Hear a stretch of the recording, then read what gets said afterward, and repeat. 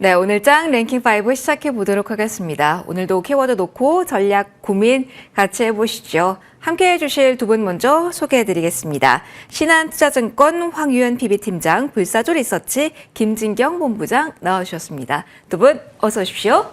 안녕하세요. 자, 금요일과 오늘 월요일의 분위기가 다릅니다. 어떤 포인트에 집중하면서 9월 마무리 그리고 10월 넘어갈 수 있을까요? 자, 첫 번째 좀 굵직한 이슈부터 챙겨보도록 하겠습니다. 실적에 대한 이야기도 할 거고요. IT 반도체를 중심으로 한 오늘의 시세 어떻게 볼지 여기서부터 출발을 해보려고 합니다. 김진경 본부장이 오늘 장 초반에 빨간불이 시작이 된 게 이 반도체 투톱이었습니다.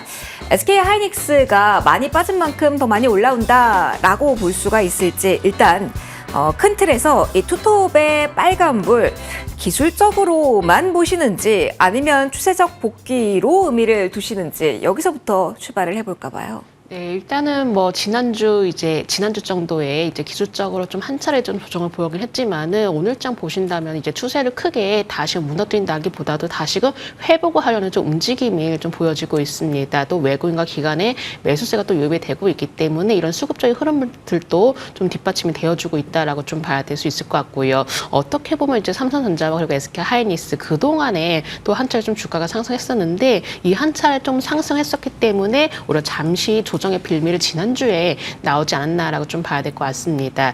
여전히 이제 반도체 주에 대해서 업황에 대한 긍정적인 기대감은 남아 있다라고 좀 볼 수가 있을 것 같고요. 그렇기 때문에 이제 반도체 업종에 대해서도 여전히 좀 자금이 뚫려지는 이런 흐름들이 좀 나타내주고 있는 상황이고요. 모건스테인리도 이제 국내 반도체 업종에 대해서 긍정적인 전망을 내놓았는데 일단은 이제 삼성전자라든지 SK하이닉스라든지 뭐 잠깐의 어떤 상승이다 이런 거라기보다도 추세적으로 당분간은 이렇게 좀 흐름이 유지가 되지 않을까라고 좀 봐야 될 것 같습니다. 그렇기 때문에 삼성전자라든지 SK하이닉스라든지 오히려 조금 더 쉬어가는 흐름이 나왔을 때 그때는 좀 더 관심을 둘 필요도 있겠다라고 좀 말씀을 드려봐야 될 것 같고요.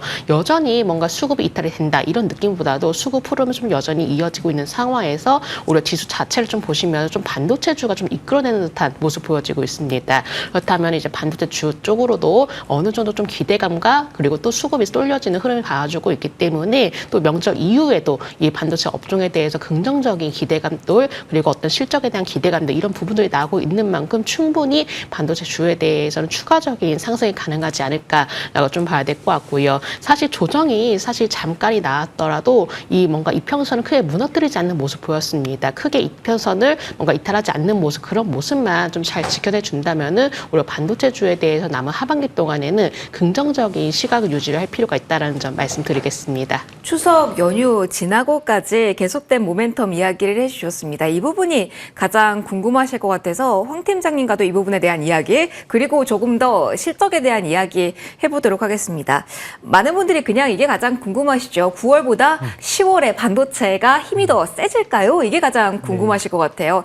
지금은 저희가 이야기 많이 안 하는데 추석 연휴 돌아오면 바로 실적 나오잖아요. 네, 그렇죠. 근데 눈높이가 사실은 삼전에 3분기 영업이익 10조 9천억 이렇게 후반대까지 나오더라고요. 분위기 이어간다라는 쪽에 무게 두시는지 실적 어떻게 작용할지 그 그림 그려주신다면요. 일단 하반기 실적 개선세는 다들 기대는 하고 있었죠. 거기다가 잠재적인 반도체 업황에 대한 플러스 기대감이 언제 될 거냐에 대한 부분이었는데 사실 이 부분이 뭐 몇 번 말씀드렸던 것 같은데 저는 사실 10월 달이나 돼야 나올 줄 알았어요. 근데 이제 한 3, 4주 전부터 반도체 업황에 대한 이제 뷰가 많이 바뀌면서 지금 반도체 섹터가 하나의 이제 주도주로 완전히 올라서는 모습입니다.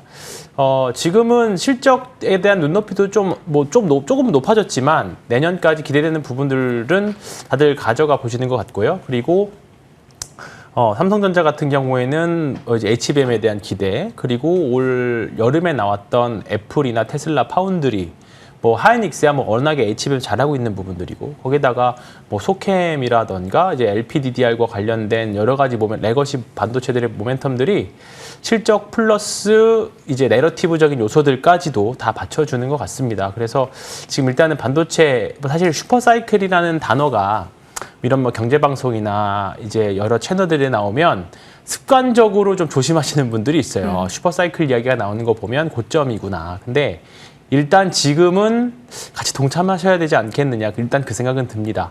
일단은 워낙에 오랜만에 돌아온 사이클이기도 하고요. 네. 사실 많이 긴 시간 동안도 올라줘야 되는데 사실 짧은 시간 동안 일정 부분 좀 오른 거거든요. 그렇기 때문에 슈퍼사이클이라는 단어 처음에는 같이 동조할 필요는 있지 않을까 싶습니다. 일단은 뭐 전 세계에서 지금 D램이라던가 낸드라던가 그다음에 HBM 뭐 경쟁자들이 좀 있긴 합니다만 일단은 지금 정치적인 뭐 미국, 중국과 경제적인 상황들, 그다음에 전 세계적인 뭐 AI 수요와 관련된 상황들에서 이 캐파를 맞춰줄 수 있는 게 사실 이 두 회사밖에 없다라고 봐요. 그래서 삼성전자, 하이닉스, 다만 지분율 기준으로 보면 삼성전자가 조금 더 저는 유리하다고는 봅니다. 네. 예, 하이닉스는 일단은 역대 최고점 외국인 지분까지는 한번 찼었고요.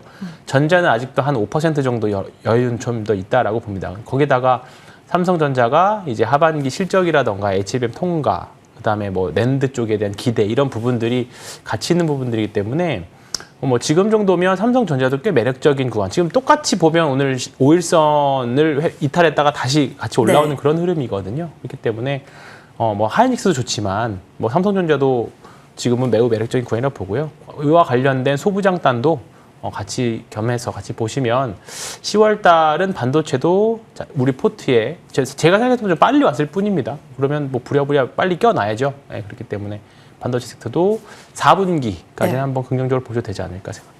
그럼 이번 주에 빠르게 네. 포트에 반도체를 팀장님 넣어야 되는 걸까요? 아니면 앞서 눈높이가 높아진 건 맞고 생각보다 이르게 이 시기가 왔다라고 하는데 그러면 실적 시즌에 나올 수 있는 오히려 변동성을 활용해서 4분기를 전체로 보고 닫는 게 더 유효한 또 수익 극대화 전략이 될까요? 아마 오늘하고 내일, 그러니까 지난주에 사실 많이 빠졌죠, 생각보다. 네. 다만 그 주말에 여러 가지 이슈가 있었음에도 불구하고 시장에서는 별로 팔 외국인들은 이제 들어오기 시작한 것 같습니다. 이번 주 내일이 9월 마지막 월 말이기도 하지만 분기 말이기도 하고요. 우리나라 같은 경우에는 이제 긴 연휴를 앞당겨 있는 날이기도 합니다. 뭐 미국 정부의 셧다운 리스크도 좀 있는 상황인데 오늘 외국인들이 현선물에서 꽤 많은 금액들 사고 있는 거 보면 그것보다 지난주에 좀 외부적인 리스크들은 많이 반영이 됐다라고 보시고요. 이번 주 후반으로 갈수록 시장은 계속 매수세는 좀 약해질 네. 거라고 봅니다. 그렇다 그래서 매도가 좀 세졌다고 하면 또 기다렸던 자금들이 또 들어올 확률이 매우 높다라고 봐요. 최근 한 5년 동안 명절 전후 지수 비교를 해보면 금리 인상과 전쟁이 조금 격화됐었던 2022년을 제외하고는 명절 후에도 지수는 좋았거든요. 오히려 뭐 미국 시장이 우리나라 명절 동안 좋다라고 하면 주식을 너무 적게 갖고 있는 것도 리스크가 될 수도 있는 상황입니다. 그렇기 때문에 주식을 100% 비우고 가기에는 그것 또한 리스크라고 생각을 해서 일정 부분은 지금 추세가 살아있는 섹터들은 좀 일정 부분은 주식을 보유하고 넘어가시는 게 저는 좋지 않을까 생각은 하고 있습니다. 네, 그러면 여기서 마지막으로 변수가 될 수 있는 환율 이야기도 짧지만 임팩트 있게 하고 넘어갈게요. 김진경 본부장님, 그러면 환율이라는 변수에 대한 대응책은 어떻게 짜야 되는지 궁금해요. 금리 인하에 대한 기대감이 뭐 소멸되었다, 다시 살아났다, 이거에 따라서도 그렇지만 국내 입장으로 본다면 환율 협상 결과 이번 주 발표한다라고 하잖아요. 1,415원을 돌파했을 때는 또 한 번 패닉이 나타나면 가장 직격탄이 반도체였기 때문에 이 환율 부분은 이번 주만 딱 놓고 봤을 때는 어디를 핵심으로 둬야 되는지 알려주세요. 네, 일단 뭐 환율의 경우 아직까지는 좀 불안정한 모습 좀 보여지고 있는 상황이거든요. 일단 미국이 지정하는 이 환율 관찰 대상국에서 좀 제외가 된다면 어느 정도 불확실성이 좀 사라질 것이다 이런 얘기들이 나오고 있지만은 사실 이런 부분도 아직까지 뭔가 확실하게 좀 나온 부분은 없습니다. 그렇기 때문에 환율의 흐름의 경우는 당분간은 좀 불안정하게 흘러가지 않을까라고 좀 봐야 될 것 같고요. 여러 가지 좀 더 불확실성이 좀 더 해소가 돼 주어야 되는데 아직까지 그런 분위기가 나타나고 있지 않다 보니까는 환율에 대해서는 당분간은 이 1,400원대 부근에서는 좀 불안정한 흐름이 이어질 가능성이 있다는 점, 그리고 이에 따라서 시장이라든지 여러 가지 어떤 수출 관련주에 따른 영향들이 있을 것이라는 점, 이런 부분들이 사실은 좀 부담이 될 수는 있을 것 같습니다. 특히나 이제 한미 통상 이제 협상에 따른 불확실성이 워낙 팔자심을 좀 더 부추기고 있는 상황인 것 같은데 일단 1,400원 선 돌파에 따른 부담감을 어느 정도 우리가 좀 안고 있을 수밖에 없는 상황이거든요. 그래서 환율 불안정에 따른 외국인의 움직임에 따른 경계는 좀 필요하다라고 좀 판단되고 있기 때문에 일단 외국인이 어떻게 움직여지는지, 외국인이 실제적으로 매도세에 나설 것인지, 아니면 외국인의 움직임이 좀 어떤 방향으로 좀 흘러나갈 것인지, 이런 부분들이 가장 중요하지 않을까라고 판단될 수 있을 것 같고, 일단 반도체주만을 놓고 보게 된다면은 반도체주에 대해서는 뭔가 환율에 대한 불안감보다도 오히려 업황에 따른 기대감을 좀 더 포커스가 좀 맞추어지고 있는 것 같습니다. 그렇기 때문에 오히려 수급도 크게 이탈하지 않는 모습, 그리고 오히려 수급 유입이 되고 있는 모습이 보여지고 있기 때문에 외국인의 시선은 과연 어디 쪽으로 두고 있는지, 이런 부분들이 조금 더 중요하게 작용되지 않을까라는 점 말씀드려야 될 것 같습니다. 지금은 시장이 업황을 보는 시선이 상당히 중요한 것 같네요. 반도체 중심으로 매크로 이슈까지 챙겨봤고요. 두 번째 이야기로 넘어가겠습니다. 주말 동안 가장 많이 생각하고 걱정하셨던 키워드가 국정자원 화재, 여기에 있을 것 같습니다. 영향을 받고 있는, 그리고 영향이 예상되는 섹터 좀 골고루 이야기를 해볼 텐데요. 황 팀장님, 일단 리튬이온 배터리, 여기에만 포커스를 맞춰볼게요. LG 에너지 솔루션이 납품한 배터리라고는 하는데, 그래서 보유자분들 주말 동안 어떡하지 생각을 하셨을 것 같은데, 지금 시장이 어떻게 판단하고 있다라고 봐야 될지, 오늘 판단이 전부일지 어떻게 보시는지 궁금해요. 아마 걱정들이 많으셨을 거라고 하는데 제 주변에서는 이거 떨어지면 사야지라고 생각하셨던 분들도 많이 있었습니다. 아, 그래요? 왜냐하면 사실 뭐 유효 기간을 꽤 넘겼던 배터리였기도 하고, 맞아, 1년 넘겼더라고요. 그렇기 때문에 어느 정도 LG 에너지 솔루션이 책임이 있다라고 보기에는 좀 어렵다라고 봅니다. 오히려 뭐 LG 에너지 솔루션보다는 네이버 쪽으로 다들 많이 봤던 것 같고, 그러니까 이제 보유자들 입장에서는 어떻게 대응할지였고, LG 엔솔 입장에서는 중립이거나 또는 떨어졌을 때의 추가 매수 정도 기회지, 사실 이게 엄청나게 올라갈 수 있는 재료까지는 아닌 거잖아요. 네이버와 비교를 하자면. 그렇기 때문에 엔솔은 다행히 오늘 양봉 내고 있는 것만으로도 일단은 시장에서는 투자 심리는 여기서 더 이상 나빠질 건 없구나. 그리고 이게 국내 한정되어 있는 이벤트이기 때문에 일단은 뭐 그래도 심리적으로는 여기가 지지선이 되는 것 같다, 이렇게 보시면 될 것 같습니다. 오히려 네이버나 관련된 내용들이, 네이버는 뭐 지난주부터 가상화폐 관련해서 이슈가 있어서 두 가지가 함께 엮여지면서 시장에 좀 수혜가 되면서 좀 주도주로 가는 것 같고요. 그거 외에 뭐 다른 종목들은 좀 약간 단발성이지 않을까 생각하고 있습니다. 그러면 안전에 대한 중요도가 나오면서 장 초반에 전고체가 들썩하긴 했잖아요. 그런데 변동폭이 크다는 것도 시장이 2차 전지 이 섹터를 보는 분위기로 인식을 해도 괜찮을까요? 네, 맞습니다. 지금 워낙에 반도체라는 또는 바이오라는 뭐 오늘 또 화장품까지도 강력한 주도주가 좀 있기 때문에 2차 전지 센티 쪽에는 최소 그냥 너무 이걸 꼭 사야 되는 재료, 이거는 아니니까 일단은 그렇게까지만 봐주시면 되겠습니다. 알겠습니다. 그러면 중요한 부분을 보안 쪽에 대한 관심으로 이동을 좀 해보도록 할게요. 김진경 본부장님, 최근에는 이 보안 이야기를 꽤 많이 하게 되는 것 같아요.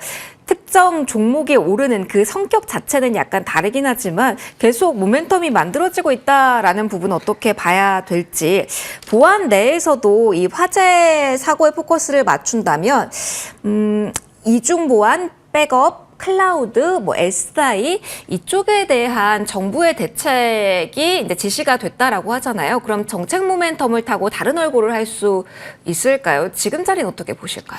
네, 일단 뭐 오늘 장 초반부터 이 클라우드 관련주, IT 관련주 이쪽 섹터군이 좀 급등하는 모습을 좀 보였습니다. 아무래도 이제 화재 사건으로 인해서 이쪽으로 또 시선이 좀 쏠려지는 모습 보여지고 있는데 이번 사태로 인해서 앞으로 더욱더 클라우드가 더 확산이 될 것이다, 이런 전망들 좀 나와주고 있고, 이번 재난 사태를 통해서 이 클라우드에 대한 필요성은 더욱더 커지고 있기 때문에 유도 클라우드라든지 뭔가 좀 IT 쪽에 대해서 좀 관심이 더욱더 높아지고 있는 것 같습니다. 이렇게 공공기관을 중심으로 이제 클라우드를 좀 도입을 하게 된다면은 뭔가 재난 복구에 대해서 어떤 기반을 마련하지 않을까, 이런 전망도 나와주고 있기 때문에 어떤 좀 기대 심리가 좀 크게 좀 작용되고 있는 게 아닌가라고 좀 봐야 될 것 같고요. 근데 다만 저는 좀 우려스러운 점이, 사실 어떻게 보면은 이 기업이 실질적으로 수혜를 받을 수가 있다, 실질적으로 뭔가 수주라든지 어떤 실적이라든지 이런 성과에 따라서 움직여지는 것이 아니라 이번 사태로 인해서 하나 또 이슈로 인해서 좀 주가가 올라가고 있는 형태거든요. 그러다 보니까 한꺼번에 또 테마주적인 성격으로 좀 장중에도 좀 들쑥날 수 있게 변동성을 보여지고 있다 보니까는 우리가 투자적인 면에서는 약간의 좀 리스크가 더욱더 크지 않나라는 우려스러움이 있습니다. 그렇기 때문에 단기 이슈에 그칠 가능성도 충분히 열어두실 필요가 있으실 것 같고요. 이번 갑작스러운 소식이 좀 안타깝긴 하지만은 이 관련주들 놓고만 보게 된다면은 사실 어떤 투자를 우리가 꼭 여기에 해야 될까 이런 부분에 대해서 아직까지 좀 의문이 듭니다. 앞서 말씀드렸다시피 어떤 기업에 대해서 정말로 이 기업이 수혜를 볼 수가 있기 때문에 그런 걸로 인해서 어떤 가치가 다시 재조목이 되면서 올라가는 것이 아니라 하나 이슈로 인해서 오히려 장중에도 또 변동성이 크게 보여지는 형태들 이런 모습들로 보였을 때는 우리가 이 안에서도 충분한 옥석 가리가 필요하다라고 판단되고 있고 오히려 좀 더 트레이딩이 어려우신 분들은 차라리 다른 종목이라든지 다른 업종으로 좀 더 관심을 두시는 전략이 좀 더 필요하지 않을까라는 점 말씀드리겠습니다. 그럼 본부장님 작은 종목들 탄력성이 지금 눈에 띄는 종목이 아니라 실제로 정부의 정책의 수혜를 받을 만한 수주를 할 만한 사이즈가 큰 시스템 통합주를 보는 건 어때요? 삼성, SDS 그리고 LG 쪽을 보는 분들도 계실 것 같아서 이쪽은 조금 더 다른 시선도 가능할지 짧게만 좀 여쭤봅니다. 그런 부분으로 봤을 때 그래도 여타 이렇게 좀 중소형 관련주보다는 그래도 안정적인 면에서는 우리가 관심을 둘 수 있을 것 같거든요. 근데 이제 정부에서 과연 어떤 방향으로 잡아줄지 이런 부분들 아직 구체적으로 나오진 않았습니다. 그래서 어느 정도 이 정부에서도 이렇게 관련해서 정책적인 면에서 과연 어떤 부분을 제시할 것인지 이런 부분들을 살펴보고 난 뒤에도 충분히 관련주에 대해서 살펴보지 않아도 늦지 않을까라는 점 말씀드리겠습니다. 먼저 선제적으로 대응할 구간은 아니군요. 까다로운 영역에 있기 때문에 이쪽 이야기를 담아봤습니다. 네이버에 대한 이야기로 넘어갈까요? 사실 네이버 같은 경우는 두나무 이슈가 핵심적인 이야기이기도 하지만 앞서 이 화재 사고로 인해서 인증 그러면서 또 주목을 한 차례 받기도 했죠. 오늘 여러 가지 재료가 혼재되어 있는 종목군들 상당히 많습니다. 일단 네이버 딱 잡고 그냥 이야기해볼게요. 황 팀장님 목요일 날 이제 이 정도면 투자 관점에서도 괜찮고 그리고 여러 방면에서 봤을 때 지금은 담을 수 있는 구간이다라는 확신 발언해주고 가셨습니다. 그리고 오늘 장에서 7, 8% 강세거든요.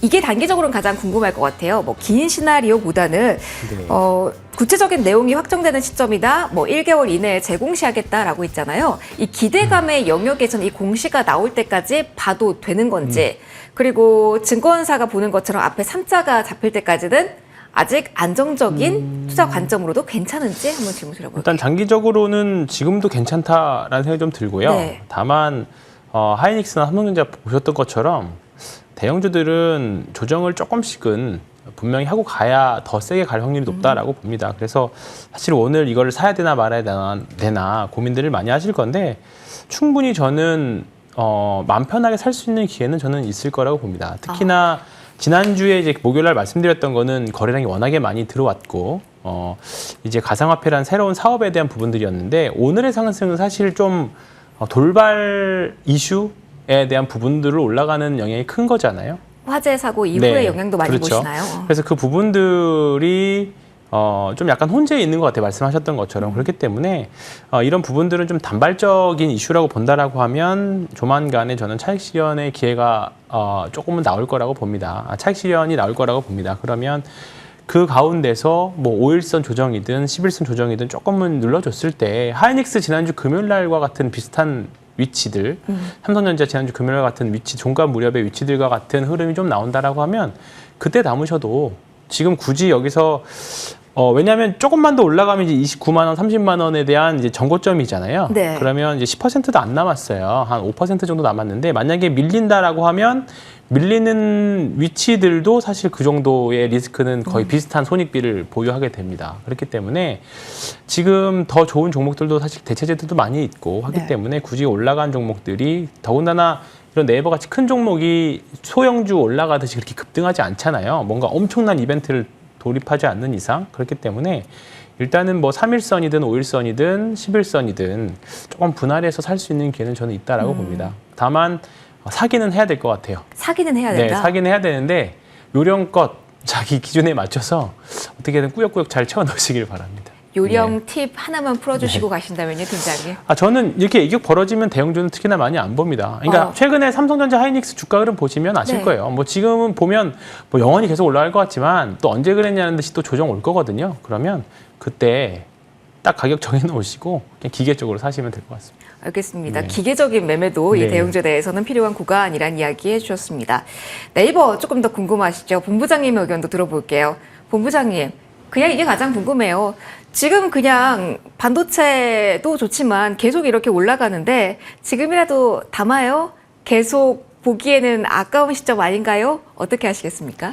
네, 일단 아무래도 이제 두나무 뭐 이제 인수 소식이 나오면서 네이버 쪽으로도 이제 많이 포커스가 또 맞춰지고 있고 특히나 이제 두나무의 경우가 수익성이 또 좋은 회사거든요. 이 수익성이 좋은 회사이기 때문에 네이버가 또 품게 된다면 그만큼 네이버의 경우는 이 실적이 또 반영이 될 것이기 때문에 이 부분에서는 정말로 또 좋은 소식이 아닐 수가 없을 것 같습니다. 그래서 더욱더 네이버 쪽으로 좀 더 초점이 맞춰지는 모습들이 좀 나와주고 있고 그래서 두나무 얘기가 나왔을 때 여타 두나무 관련주보다도 네이버에 더욱더 주목이 될 수밖에 없는 상황이거든요. 그래서 뭔가 네이버가 정말 이게 확정적인 내용을 언제 내놓을지는 아직 뭐 나오진 않았지만 그 전까지는 기대감이 형성이 될 가능성이 높기 때문에 네이버 쪽에 대해서도 뭔가 추가적인 상승에 대한 여력을 좀 열어두셔도 좋으실 것 같습니다. 근데 다만 제가 조금 고민이 되고 있는 점은 워낙에 연이 한 3거래일 연속으로 좀 급등식으로 좀 올라온 종목이거든요. 그래서 이런 식으로 좀 올라왔을 때는 어떻게 보면은 이슈에 따라서 좀 더 단기적인 흐름을 이용해서 올라온 부분이 있기 때문에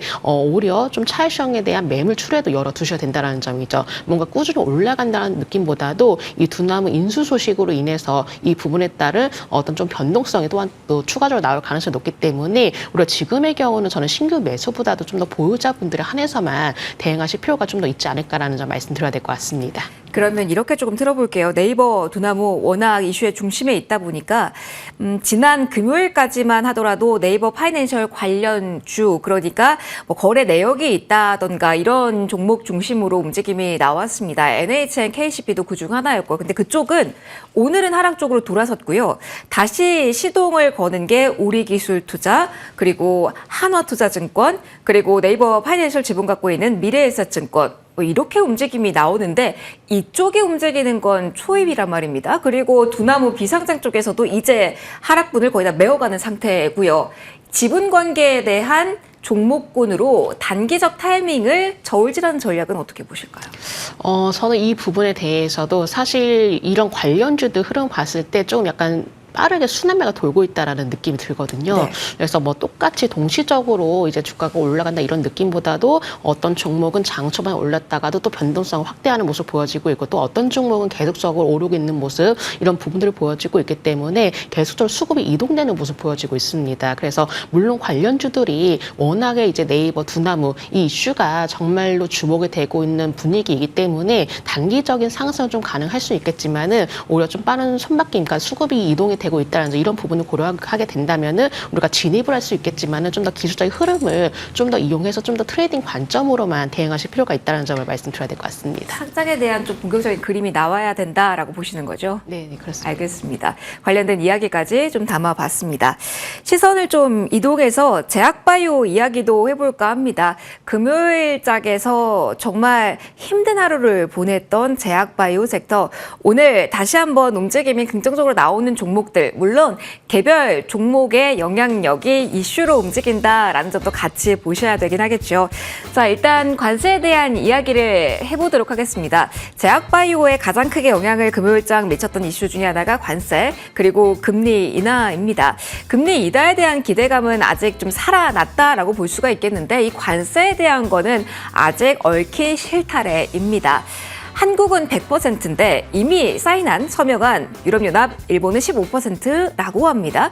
이러면 셈법에 있어서 투신 관점에서 불편한 이 빌미가 되진 않을까라는 점 한번 체크해 보려고 합니다. 황 팀장님, 매크로 측면에서 다시 한번 이건 아직까지도 안고 있는 뭐 물음표잖아요. 점점점 남아있는 구간에서는 이에 대한 경계감도 가져야 될까요? 아니면 일단은 관세에 대해서 제약바이오 한정에서는 괜찮다라는 시선으로 묵직하게 끌고 가는 게 좋을까요? 일단 우리나라가 미국에 완제 의약품을 많이 팔지는 않습니다. 예, 그리고 우리나라는 이제 기술을 수출하는 케이스들이 많이 있죠. 그렇기 때문에 만약에 이 이슈로 그리고 이 이슈가 이번에 나온 게 아니라 만약에 이번에 처음 나왔다라 하면 우리나라 바이오 섹터에 어떤 영향을 미칠지에 대한 불확실성 증대. 그러니까 처음 나오면 이 이슈를 어떻게 해석해야 되는지 분석하는 동안 주가는 많이 밀리죠. 불확실성 때문에. 근데 이 이슈는 상반기 내내 나왔던 내용이죠. 맞아요. 어떻게 보면 캐캐 묵었던 네. 내용입니다. 그렇기 때문에 오늘 주가 보면 아시겠지만 뭐 알테오젠은 뭐 이전 상장 이야기가 있긴 하겠습니다만 별로 밀리지 않고 있고요.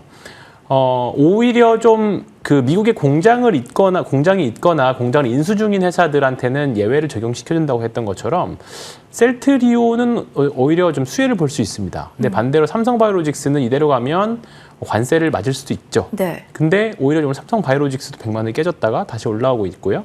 셀트리온은 뭐 이미 지난주부터 움직이기 시작했던 그런 흐름들이기 때문에 이 이슈에 대한 내용들은 아마 시장에서는 다 소화를 하고 있는 부분들이 아닌가. 왜냐하면 캐캐묵은 재료고요. 식상한 재료가 돼버렸어요. 그래서 뭔가 엄청난 뭔가 파격적인 것들이 나오지만 않는다라고 하면 일단은 지금은 이 섹터 자체가 바이오 지수를 당연히 엄청나게 끌어올릴 수 있는 부분은 아니겠습니다만 네. 이미 나왔던 것에 대한 재탕 정도로 시장을 받아들이고 있는 것 같아서 너무 안 좋게 받아들이실 필요는 없지 않느냐. 오히려 이제 금리 지난주에 미국에서 PC 물가 지표가 좀 잘 나오면서 네. 예상치대로 딱 나왔죠. 너무 안 좋아도 안 되고 너무 좋아도 안 되거든요. 딱 예상대로 나오면서 금리 경로가 이제 인하 확률이 한 90% 정도까지 네. 된 거기 때문에 이렇게만 돼준다라고 하면 바이오 섹터 특히 이제 성장주 같은 바이오 섹터들은 조금 수혜를 계속적으로 볼 수 있지 않을까. 해서 뭐 종목들마다 각자의 파이프라인들이 있고 각자의 사연들이 다 있습니다. 그렇죠. 특히나 바이오 섹터들 삼성바이오로직스 같은 경우에는 이제 인적 분할 이슈가 연말까지 있기 때문에 큰 수급이 붙기는 현재는 어려운 상황이고요. 셀트리온이나 아니면 다른 우리나라 바이오텍들 계속 말씀드리지만 기술 수출한 이력이 있는 우리나라 바이오텍들을 위주로 보시면 좋겠습니다. 말씀해 주신 이야기 중에 알테오젠도 언급을 해주셔서 이어서 좀 질문을 가볼게요. 알테오젠 같은 경우는 사실 이게 신선도가 높게 지금 이야기가 되고 있는 건 아니지만 주관사 성정을 하면서 코스피로 이사가는 건에 대해서 시장의 관심은 모아질 수 있는 시점으로 보시긴 하시더라고요. 오늘 3, 4%의 상승 흐름 계속 지금 보여주고 있는 상황이라서 알테오젠의 기술 이전이라기보다는 코스피 이전이라는 재료 자체에 대해서 영향력은 어떻게 해석을 해야 될까요? 50만 원 선 이상까지도 단기적으로 보실 수 있는 재료일까요? 단기적으로까지는 예상이 좀 어려울 것 같고요. 네. 다만 뭐 종가 기준으로는 넘어간 적도 있었죠. 잠깐이지만 있어요, 이전하게 되면 지금 어떻게 보면 코스닥 수급이 좀 빠져나가고 코스피에서의 중대형주 ETF 수급이 좀 들어오기는 할 겁니다. 근데 그걸 썸해봤을 때 아직은 좀 손실인 것 같아요. 그래서 지금 바로 이제 주간 선정이니까 아직은 네. 좀 멀었죠. 그렇기 때문에 만약에 알테오젠이 코스피로 넘어가려면 지금보다 시총이 조금 더 큰 상태로 넘어가야 제가 수혜가 되는 걸로 알고 있습니다. 아하. 그러니까 지금 이 상태에서 넘어가면 안 돼요? 코스닥에 있는 ETF 수급들은 또 빠져나갈 거 아니에요. 아하. 그리고 반대로 뭐 이제 코스피의 수급들은 좀 들어올 수 있지만 그 썸을 해봤을 때 지금은 조금 손실이 좀 큰 상황으로 알고 있습니다, 제가. 근데 여기서 조금 더 시총이 좀 더 높아진 상태에서 이전하게 되면 이제 적당히 나가고 적당히 들어오는 좀 약간 수급적으로 도움이 되려면 지금보다 조금 더 올라와서 이전하는 게 좋지 않을까 제 바람이고요. 일단은 뭐 지금 알테오젠의 피하 주사 관련 제형은 뭐 계속적으로 내년까지도 계속적으로 이슈가 있는 부분들이기 때문에 뭐 이 제형 전환율을 가지고 계속 좀 약간 매도 리포트를 내는 쪽에서는 이 전환율이 생각보다 많이 안 될 거다. 네, 맞아요. 라는 걸 가지고 조금 이제 매도 요인으로 삼고 있는 것 같은데 그렇게 생각은 하진 않고요. 분명히 내년, 내후년 알테오젠은 좀 그 이상의 것을 보여주지 않을까. 예상치 이상은 보여주지 않을까 생각하고 있습니다. 몸집이 커져야 되는 이유도 있네요. 그에 대한 이야기까지 좀 담아봤고요. 계속된 키워드가 이 안에서는 비만입니다. 그래서 오늘 일동제약 중심으로도 시세가 크게 나고 있어서 비만 이야기도 해볼 겁니다. 본부장님과 비만 쪽 이야기 해볼까요? 일동제약이 부진한 출발, 오늘은 쉬나라고 생각을 했는데 IL에서 긍정적으로 이야기 평가가 되고 있는 건지 비만 후보 물질, 먹는 약 쪽으로 다시 시선이 모아지고 있습니다. 릴리를 뛰어넘는 효과, 그러면서 기술 이전에 대한 기대감까지 가지고 있는 쪽이 일동제약인데요. 근육량으로 포커스가 맞춰졌다가 다시 먹는 비만 약으로 시장에 관심이 모아진 건지 오늘 불을 뿜는 시세 어떻게 보시는지 일단 이 종목 찍어서 질문 좀 드려볼게요. 네, 일단은 뭐 비만 치료제 관련주끼리도 이슈에 따라서 천차만별로 좀 주가가 움직여집니다. 맞아요. 근데 이제 일동제약의 경우는 오늘은 또 이렇게 긍정적인 소식이 나오면서 일단 장중 또 굉장히 큰 폭으로 좀 상승하는 모습 보였었는데 사실 이렇게 어느 정도 단기간에 좀 기대감이 형성이 되게 된다면은 추가적으로 뭐 주가가 좀 더 올라가지 않을까라는 기대감도 형성이 될 수 있을 것 같고요. 특히나 이제 제약주도 여러 가지 이 섹터별로 많이 나누어져 있는데 요즘에 이제 비만 치료제 관련주로 로도 이제 워낙 두각을 좀 많이 나타내고 있는 것 같습니다. 그래서 이번 소식이 좀 더 단기적으로 주가를 이끌어내지 않을까라고 좀 생각해 볼 수가 있겠지만은 사실 이제 비만 치료제 관련주를 보시면은 계속적으로 좀 순환매가 돌고 있고 이게 뭔가 꾸준히 올라간다는 느낌보다도 이슈에 따라서 움직여지는 경향들이 많거든요. 그래서 일동제약이 이번 소식은 물론 우리가 봤을 때 긍정적이라고 볼 수가 있겠지만은 이 시장에서 좀 반응하기에는 워낙 단기적인 이슈로 그치는 경우가 많기 때문에 일동제약도 마찬가지로 우리가 뭔가 길게 끌고 간다라는 관점보다도 추세를 크게 이탈하지 않는 선에서 좀 더 지지라인을 구축하는 모습도 확인할 필요가 있지 않을까라는 점 말씀드려야 될 것 같습니다. 알겠습니다. 그 흐름을 잘 체크를 해봐야 된다라는 조언까지 받아봤습니다. 마지막 키워드 볼 시간이네요. 소비로 오늘은 마지막 키워드 정해봤고요. 오늘부터 6호의 무비자 입국 시작이 되었습니다. 관광객이 내년 6월까지 100만 명 몰려올 것이다 라는 이야기들 많이 하던데요. 수혜주 좀 찾아보도록 하죠. 본부장님과 좀 연결해서 가도록 하겠습니다. 일각에서는 페이 관련주는 안 봤는데 중국 최근 뭐 다녀오신 분들은 다 QR로 찍는다. 중국인들은 이에 익숙하기 때문에 국내 관광객 역시 수혜를 받는 곳이 알리페이, 연결고리, 카카오페이 이렇게도 생각을 하시더라고요. 카카오페이만 제가 언급을 드렸지만 결제 관련주도 역시 소비 이 카테고리 내에서 주목할 만한 모멘텀인지 궁금합니다. 어떤 의견이실까요? 네, 오늘 뭐 페이 관련주로 크게 주가 반응을 하진 않고 있어요. 네. 근데 이제 내용만으로 봤을 때는 충분히 뭔가 중장기적인 모멘텀을 좀 마련해 나가지 않을까라고 좀 봐야 될 것 같고 아무래도 이제 무비자 입국 허용에 따라서 더욱더 이용자 수는 늘어날 것으로 좀 전망이 되고 있습니다. 그리고 결제 자체가 좀 더 편리하게 이제 페이 방식으로 좀 되기 때문에 오히려 이용자 수도 지금보다도 훨씬 더 증가를 하지 않을까라고 좀 봐야 될 것 같고요. 하지만 일단은 뭔가 주가가 오르기 위해서는 기대감도 많이 형성이 돼 줘야 되고 실제로 이게 정말 얼마만큼 성과를 내주느냐 이런 숫자를 보여주는 수치도 굉장히 중요할 것 같거든요. 근데 지금으로서는 사실 뭐 시장 자체가 연휴를 앞두고 있어서 그런지 특정 섹터, 특정 이슈가 불거지고 있는 쪽에만 몰리고 있다 보니까는 페이 관련주 쪽으로는 크게 수급이 몰려지지 않는 모습을 나타내주고 있습니다. 그래서 중국인 관광객들의 어떤 유입 이에 따라서 충분한 모멘텀은 저도 가지고 있다라고 판단되고 있지만은 이게 조금 더 주목이 되어야 되거든요. 그래서 그런 시점이 나타나면서 주가가 어느 정도 방향을 잡기까지는 우리도 조금 더 눈여겨서 살펴볼 필요가 있지 않나라는 점 말씀드려야 될 것 같습니다.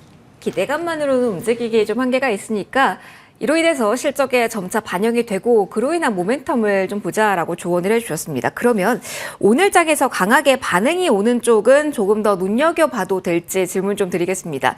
황 팀장님, 앞서 답변 주신 내용 중에 화장품이라는 키워드도 있던 것 같은데 오늘 자후반으로 갈수록 화장품의 힘이 좀 강해집니다. 실리콘트도 3%, APR 같은 경우가 현재 8%까지 시세를 내고 있는 상황입니다. 다시 한번 화장품 쪽으로의 모멘텀이 강화되는 초입이 지금일지 계속 요 며칠간 보셨던 분들 오늘 장에서 움직이는 거에 의미 줘도 되나 궁금하실 것 같아요. 어떻습니까? 일단은 지금 APR이 대장 네. 역할을 역시나 계속 하고 있죠. 네. 예, 많이 올랐다고 안 오른 게 아니라 많이 오른 주식이 확실히 더 세다는 거 보실 수 있을 겁니다.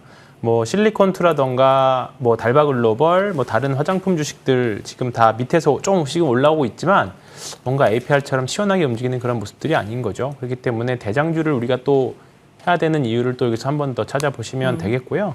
일단 소비주들이 먼저 턴합니다. 일단은 파라다이스나 뭐 GSP&L 같은 숙박 관련 업체들은 조금 상대적으로 좀 더딘 모습이긴 합니다만 지금 전반적인 소비주들이 많이 쉬었어요. 네. APR만 조금 그래도 고점에서 계속 그냥 기가 조정이었을 뿐이지 나머지 종목들은 좀 어려운 시기를 보냈거든요. 삼양식품이나 S&D 같은 뭐 이런 소비 쪽도 충분히 반도체, 바이오 이쪽도 이제 수급이 어느 정도 찼다가 빠져나오는 구간이었고요. 이제 빠져나왔다고 보고요. 이제 일정 부분 다 찼다고 보고 네.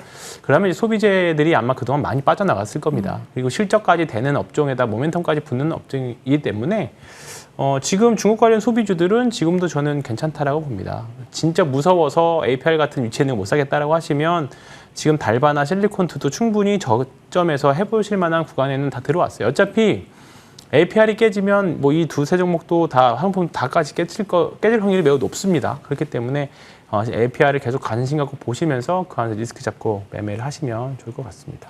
대작의 흐름에서 힌트를 또 얻어보자. 네. APR 중심으로 화장품에 대한 이야기까지 담아봤습니다. 자, 오늘 랭킹5는 여기서 마무리하도록 하겠습니다. 황희연 팀장, 김진경 본부장 두 분과 함께 시간 만들어봤습니다. 두 분 모두 고맙습니다. 네.